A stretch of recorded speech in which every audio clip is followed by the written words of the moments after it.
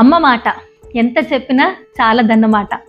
అయితే ఈ అమ్మ మాటగా నేను చాలామంది సెలబ్రిటీస్ని, అలాగే ఎంతోమంది వర్కింగ్ మామ్స్గా ఉండి ఇంటి పనులు, బయట పనులు అన్నీ సక్రమంగా చేసుకుంటూ, అలాగే పిల్లల విషయంలో ఎలాంటి అశ్రద్ధ లేకుండా పిల్లలకు కూడా మంచి భవిష్యత్తు ఉండాలని వాళ్ళని చక్కగా సంస్కారంతో తీర్చిదిద్దుతూ భావితరాలకి ఇలాంటి వాళ్ళు ఉండాలి అన్న ఎగ్జాంపుల్ని సెట్ చేస్తూ ముందుకు వెళ్తున్న మహిళామణులు ఎంతోమంది ఉన్నారు.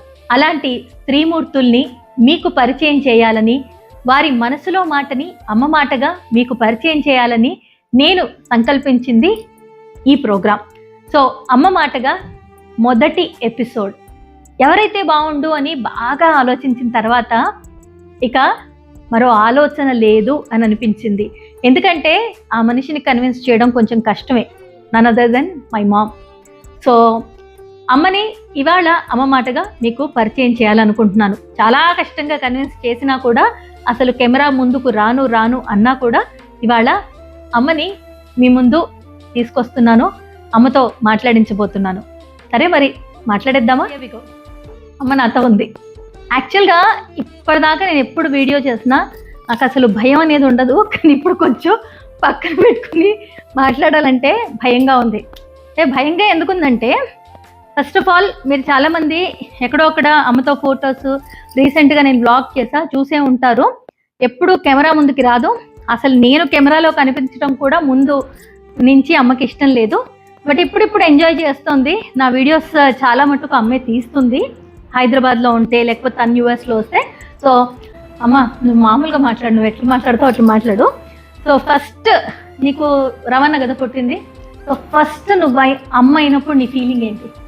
నీకేమనిపించింది? ఏమైనా గుర్తుందా అప్పుడు? ఇప్పుడు తెలియనితనం, 17 ఏళ్ళు కదా, అందుకని నాకు అసలు ఏం తెలియదు. అంటే ఇప్పుడు అంటారు కదా, ఫస్ట్ ఇప్పుడు ఏం చూసినా ప్రెగ్నెంట్ అయినప్పటి నుంచి ఫోటో షూట్స్, ప్రతి మూమెంట్ ని వీడియోల్లో కెమెరాల్లో క్యాప్చర్ చేయడం, అప్పుడు ఇవన్నీ లేవు కదా. ఏం లేవు. సో ఫస్ట్ రవణని ఒళ్ళోకి తీసుకున్నప్పుడు కూడా నీకేం గుర్తులేదు ఏమి. సో ఇప్పుడు అవన్నీ చూస్తుంటే నీకేమనిపిస్తుంది? ఇప్పటి పిల్లలు అంటే మేమే కానీ, ఇప్పుడు ఫొటోస్ నువ్వు చూస్తావు, పిల్లల ఫొటోస్ ఎప్పటికప్పుడు రికార్డ్ చేయడం, వీడియోస్ చేయడం, అవన్నీ చూస్తుంటే నీకేమనిపిస్తుంటది? అప్పటికి గుర్తొస్తుంటాయి, అయ్యో అప్పుడు ఇట్లా లేదు కదా, మాకు ఉంటే బాగుండు అనిపిస్తుందా? అనిపిస్తుంది. ఓకే. సో ఇప్పుడు నీ లైఫ్లో ఏదైనా వెనక్కి తిరిగితే, అంటే టైం మెషిన్ వచ్చింది, వెనక్కి తీసుకెళ్తే నువ్వు ఏం మార్చాలనుకుంటున్నావు? దేని గురించి అంటే నీ లైఫ్లో ఇప్పుడు నీకు అనిపిస్తుంది కదా, ఇప్పుడు నువ్వు అన్నావు నా టైంలో ఫొటోస్ లేవు, లేకపోతే ఇట్లా ఏవో ఉంటాయి, ఇది ఇలా మార్చింటే బాగుంటుంది అని నీకు ఎక్కడో ఒకటి అనిపిస్తుంది ఎప్పుడైనా? అరే వెనక్కి తిరిగి చూసుకుంటే ఇది మార్చింటే, అట్లా మార్చాలి అనుకుంటా ఫస్ట్ నువ్వేం మార్చాలనుకుంటావు? నాకు అంతేం తెలియదు. ఏదో ఒకటి మార్చాలనుకుంటావు కదా, పో నాన్నని, ఇంటి పరిస్థితుల్ని, ఏం మార్చాలి అంటే వస్తే దొరికితే. ఇప్పుడు అంతేలే, మా అమ్మ చాలా ప్రాక్టికల్గా ఉంటుందండి. ఏంటంటే ఇట్లా అనుకోవడానికి బాగుంటాయి కానీ నిజంగా మనం ఏమన్నా మార్చగలమా? ఏమీ మార్చలేం కదా. సో అలాంటప్పుడు ఆలోచన ఎందుకు అంటుంది. బట్ తనకి చాలా ఓపిక ఎక్కువ. సరే నీకు చాలా ఓపిక కదా. ఇప్పుడు నేను చూసిన వాళ్ళందరూ, నాకు తెలుసు చుట్టూ ఉన్నవాళ్ళు చూసిన వాళ్ళందరూ నేను చాలా నీ ఓపికకి, నీ సహనానికి, నీ ప్రేమకి దాసోహం అయిపోతారు కదా. సో నీ ఓపికని నీ పిల్లలు పరీక్షిస్తున్నప్పుడు నీకేమనిపిస్తుంది? పరీక్షిస్తుంటాం కదా మేము, ముగ్గురమే కదా ఆ విషయంలో. సో నీకేమనిపిస్తుంది? ఏడుస్తాను. అది ఎవరు ఎన్ని మాట్లాడినా కూడా ఇంకా ఏడ్చేసి ఊరుకుంటాం, అంతే. ఏడ్చేసి ఊరుకుంటాం. కానీ ఎదిరించాలి. ఇప్పుడు నన్ను అంటావు కదా, ఇప్పుడు నేను ఫస్ట్ నుంచి కొంచెం రెబల్ టైప్ కదా, ఎవరేమన్నా మాట పడను కదా. ఎప్పుడైనా అనిపించదా నేనెందుకు భరించాలి, నేనెందుకు సహించాలి, నేను తిరిగి అంటే బాగుండు అని నీకు అనిపిస్తుందా? ఇప్పటికి కూడా ఏమనిపించదు. అది ఇంకేం చేయలేను దానికి. నీకు ఎప్పుడైనా అనిపించిందా? ఇప్పుడు రవణ విషయంలో ఈ మధ్యన కొంచెం జవాబు ఇవ్వడం నేర్చుకున్నా. అంతకు మొదలు అస్సలు ఇచ్చేదాన్ని కాదు, కామ్గా ఏడ్చుకుంటూ కూర్చున్నాను. ఈ మధ్యన కొంచెం జవాబు ఇవ్వడం వచ్చింది. ఎప్పుడైనా నీకు అనిపించిందా? అంటే మా ముగ్గురు విషయంలో మేము విననప్పుడు, విసిగించినప్పుడు, వీళ్ళకు కూడా పుడతారు కదా, పుట్టినప్పుడు తెలుస్తుంది అని అనిపించిందా? అవును. ఇప్పుడు ఏ విషయంలో బాగా అనిపిస్తుంది నీకు? బాగా తెలిసింది మీకు అని చెప్పు. దేని గురించి అంటే మీరు నన్ను తిట్టినప్పుడు. తిట్టడం అని కాదే, అది తిట్టడం అనరే అమ్మ. ఇప్పుడు ఏమైపోతుంది అంటేనండి, ఇదే ప్రాబ్లం. చిన్నప్పటి నుంచి నాకు ఒకటే ప్రాబ్లం ఏంటంటే, ఇలా సహనం, ఓపిక ఇది ఎక్కువైపోయి ఎవరితో పాపం మాట్లాడాలో తెలీదు. పోనీ మేము ఏదైనా చెప్దాం అనుకున్నాం అనుకో, అమ్మ ఇలా కాదు ఇట్లా చెయ్యి, లేకపోతే ఇట్లా కాకపోతే ఇట్లా మాట్లాడు అని చెప్దాం అనుకున్నాం అనుకో, తెలీదు. అగో అట్లా అమాయకంగా మొహం పెట్టడం తప్పితే ఇంకోటి తెలీదు, భరించడం తప్పితే ఇంకోటి తెలీదు. కాబట్టి నేనేమంటే, నీకు నచ్చంది ఉంటే చెప్పడం నేర్చుకో. ఇంకా ఇప్పటికైనా 64 కదా, 65 ఏళ్ళు వచ్చి ఇప్పుడు కూడా నీ ఇష్టాలని చెప్పకపోతే ఎట్లా అనేది నా వర్షన్ అయితే అది. ఖచ్చితంగా నిక్కచ్చిగా చెప్పు అంటూ ఉంటా, అది చెప్పదు. సరే అమ్మ, ఇక నువ్వు ఇంతకంటే నీ నుంచి రాబట్టడానికి ఏం లేదు, కానీ ఇది అమ్మ మాట అనేది. సో మొదట నీ నుంచే స్టార్ట్ చేయాలని అనుకున్నాం. నువ్వు పడ్డ కష్టాలే అవ్వచ్చు, ఏదైనా సరే. మాకైతే స్పెషల్లీ నేను ఎప్పుడు ఇంటర్వ్యూ చెప్పినా, మమ్మల్ని ఎట్లా పెంచినవో ఆ కష్టాలన్నీ చూసి, అంటే భరిస్తూ ఏమీ లేని టైంలో కూడా ఎట్లా పెంచినావు అనేది ఇప్పటికీ ఆలోచిస్తే ఎట్లా సర్వైవ్ అయినాం, ఎక్కడి నుంచి వచ్చింది అంటే, ఎక్కడ నువ్వు అప్పులు చేయలేదు, రైట్, ఎవరి దగ్గర చేయి చాచలేదు, అప్పులు చేయలేదు. బట్ ఇప్పుడు చాలా మంది విషయంలో చూస్తే, పేరెంట్స్ విషయంలో స్పెషల్లీ, పిల్లలు ఏమైనా కావాలి అని అన్నారు అనుకో, వెంటనే వెనక ముందు ఆలోచించారు. అప్పు చేసైనా వాళ్ళకి ఫోన్, స్పెషల్లీ ఫోన్ అనేది అవసరం కాకున్నా కూడా ఫోన్ అనగానే అప్పు చేసైనా పిల్లలకు కొనిచ్చే పరిస్థితుల్లో మనం చాలా మందిని చూస్తున్నాం. అట్లాంటి వాళ్ళని చూసినప్పుడు నిన్నైతే మేమేం గొంతెమ్మ కోరికలు కోరలేదు కాబట్టి పెంచినా అని చెప్తూ ఉంటాం. అట్లాంటి వాళ్ళ విషయంలో నీకేమనిపిస్తుంటది? అంటే నువ్వేం చెప్పాలనుకుంటున్నావు అమ్మ మాటగా? ఇప్పుడు నువ్వు అవన్నీ చూసొచ్చినావు, ఎక్కడ ఎప్పుడు ఎవరి దగ్గర డబ్బులు అడగలేదు, ఎట్లా పెంచినో తెలియదు. ఇప్పుడు డబ్బులు అడగలేదు, కానీ నాకు మా బావగారు అంటే మా పెదనాన్నండి, మా నాన్న వాళ్ళ సొంత అన్నయ్య, మా కూడా అన్నయ్య, వాళ్ళిద్దరు సపోర్ట్ తోని నేను మిమ్మల్ని ఇంతవరకు తీసుకొచ్చిన. కానీ ఇప్పుడు పేరెంట్స్ ని చూస్తే నీకేం చెప్పాలనిపిస్తుంది?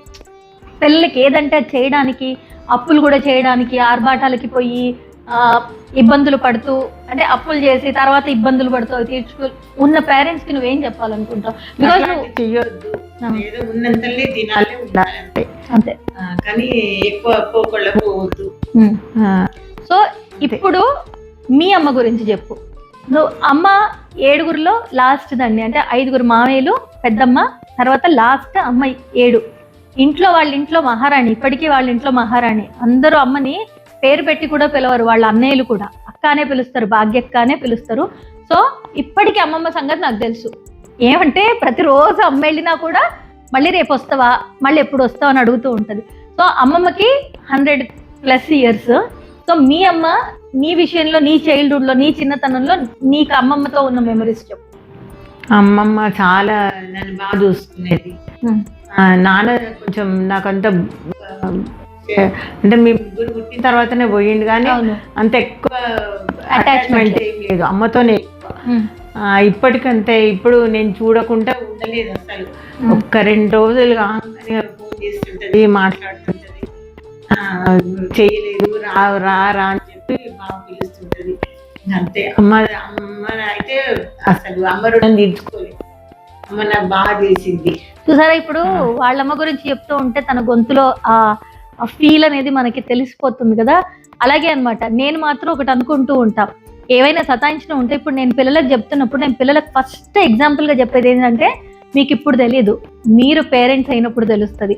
నేను అమ్మమ్మ విషయంలో ఇట్లనే చేసింటే ఇప్పుడు నాకు తెలుస్తుంది అని నేను పిల్లలకు అదే మాట చెప్తుంటా. మీరు అమ్మలైనప్పుడు తెలుస్తుంది అని చెప్పి, అది ప్రతి అమ్మ చెప్పే మాటే. కానీ అమ్మ మాటగా లాస్ట్లో నువ్వు అందరికి ఏం చెప్పాలనుకుంటున్నావు చెప్పు, ఏడవకుండా చెప్పు. ఏడవకుండా చెప్పవే. చూసారా, అంతే. She is very emotional. అమ్మదే ఆ విషయంలో నాకు చాలా వచ్చింది. బట్ ఆఫ్టర్ లైక్ చాలా అట్లా అనుభవించి నేను కూడా ప్రతి చిన్నదానికి బాధపడి ఎమోషనల్గా ఉండి, ఏడవకు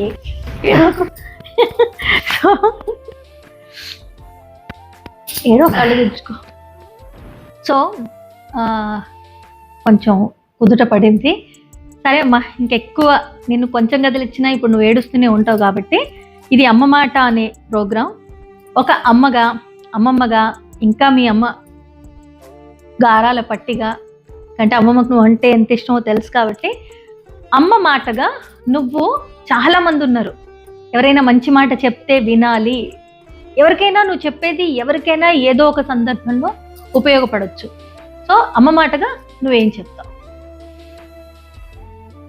అమ్మని బాగా చూసుకోండి, ఎవరైనా కూడా.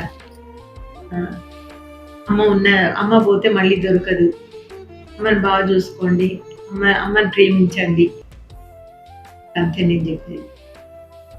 సో ప్రతి తల్లి కోరుకునేది అదే, వాళ్ళమ్మైనా మా అమ్మైనా నేనైనా ఫ్యూచర్లో నా పిల్లలైనా.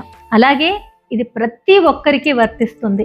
కాబట్టి అంటే ఉన్నప్పుడు ఎవరికి తెలియదండి, కోపతాపాలు ఉంటాయి, అన్నీ ఉంటాయి, అమ్మ మాత్రమే కడుపులో పెట్టుకొని భరించగలదు అన్న విషయం మనందరికీ తెలిసిందే. అయినా కూడా ఎక్కడో అక్కడ మనం కూడా కాస్త మారితే బాగుండు అన్న ఆలోచనతో ముందుకెళ్తూ అమ్మ చెప్పిన మాట వింటూ అమ్మ మాటగా నచ్చితే మరో నలుగురికి అదే మాటని చేరవేస్తూ ముందుకు వెళ్దాం. సరేనా? మరి అమ్మ ఎప్పుడు ఎక్కువ మాట్లాడదు, కానీ చాలా కన్విన్స్ చేసి ఈ అమ్మ మాట ఫస్ట్ నీతోనే చెయ్యాలి, నువ్వే మాట్లాడాలని మాట్లాడిచ్చా. కానీ అమ్మ మాటగా ఇంకెంతో మంది మీకు సుపరిచితులు, పరిచయం లేని వాళ్ళు, ఉద్యోగం చేస్తూ అమ్మగా ఇంటి బాధ్యతలు నిర్వర్తిస్తూ ఎంతో మంది అమ్మ మాటగా మంచి మాటని చెప్పడానికి కిలో వస్తున్నారు. ఒకవేళ నా ఛానల్ సబ్స్క్రైబ్ చేయకపోతే సబ్స్క్రైబ్ చేయండి, అలాగే నోటిఫికేషన్ బటన్ ఆన్ చేయండి. అమ్మ మాట మీకు నచ్చితే మరో నలుగురికి ఫార్వర్డ్ చేయండి. లైక్, కమెంట్, షేర్ అస్సలు మర్చిపోవద్దు. మళ్ళీ వస్తాను మరో అమ్మ మాటతో. అప్పటిదాకా ఎప్పుడూ కోరుకునే మాటే, మీరందరూ బాగుండాలి, అందులో నేను ఉండాలి. ప్రేమతో మీ ప్రణతి.